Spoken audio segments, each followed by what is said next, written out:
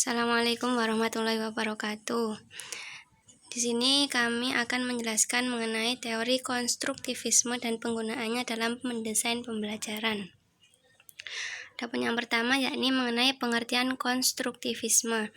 Konstruktif sendiri atau konstruktivisme itu dibagi menjadi dua kata. Yang pertama dari kata konstruktif dan isme. Konstruktif memiliki pengertian yaitu membina, memperbaiki, dan membangun. Sedangkan isme artinya paham atau aliran.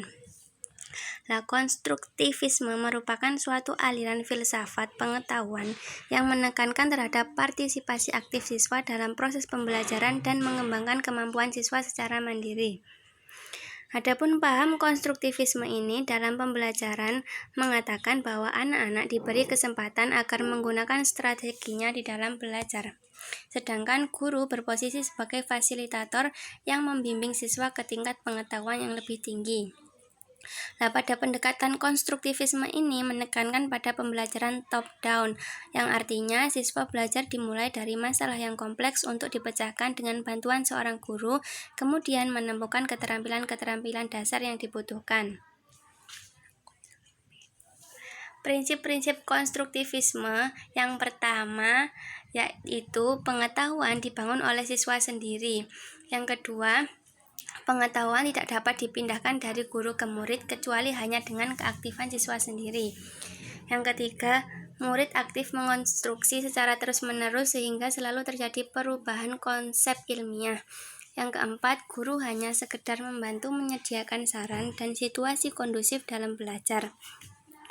Yang kelima, struktur pembelajaran seputar konsep yang mengutamakan pertanyaan.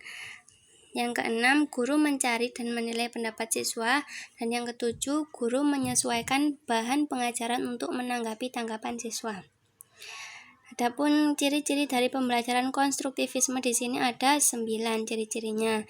Yang nomor 1 yaitu pembelajaran itu berpusat pada siswa. Jadi pada pembelajaran konstruktivisme ini yang menjadi pemeran utama atau yang menjadi pusat utama perhatian yaitu siswa itu sendiri. Yang kedua, fokus kepada pembelajaran bukan kepada pengajarannya. Yang ketiga, di sini guru itu hanya sebagai fasilitator. Jadi siswa di sini dituntut untuk aktif secara mental dalam semua kegiatan pembelajaran. Yang keempat, bahan pengajaran dirancang untuk membina pengetahuan baru. Yang kelima, menyokong pembelajaran kooperatif. Pembelajaran kooperatif di sini adalah model pembelajaran yang dirancang untuk mengajarkan kemampuan akademik sekaligus keterampilan sosial atau intrapersonal. Sehingga di dalam pembelajaran kooperatif ini, siswa dapat belajar setiap mata pelajaran mulai dari keterampilan dasar sampai pemecahan masalah yang kompleks. Ciri-ciri yang keenam yaitu menggalakkan siswa bertanya dan berdialog dengan sesama siswa dan guru. Yang ketujuh, pendidik memahami karakteristik siswa untuk mendukung proses pembelajaran. Yang kedelapan, menggalakkan dan menerima daya usaha para siswa dalam mengembangkan pengetahuannya. Yang kesembilan, menggalakkan ide yang dikemukakan oleh siswa dan menggunakannya sebagai pedoman pembelajaran.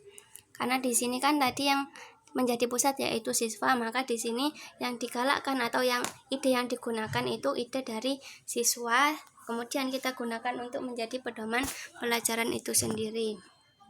Adapun implementasi konstruktivisme yang pertama yaitu mendorong kemandirian dan inisiatif siswa di dalam belajar.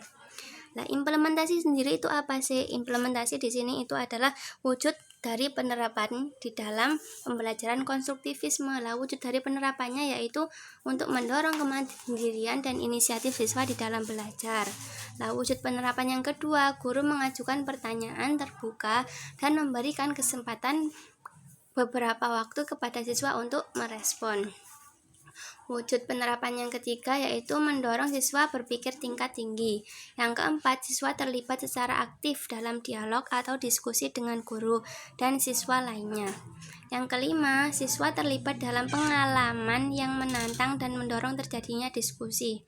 Yang keenam, wujud dari implementasi konstruktivisme yaitu guru memberikan data mentah kemudian sumber-sumber utama dan materi-materi interaktif yang kemudian diberikan kepada siswa untuk dikelola sendiri atau supaya siswa itu bisa memiliki pemikiran-pemikiran yang lebih luas.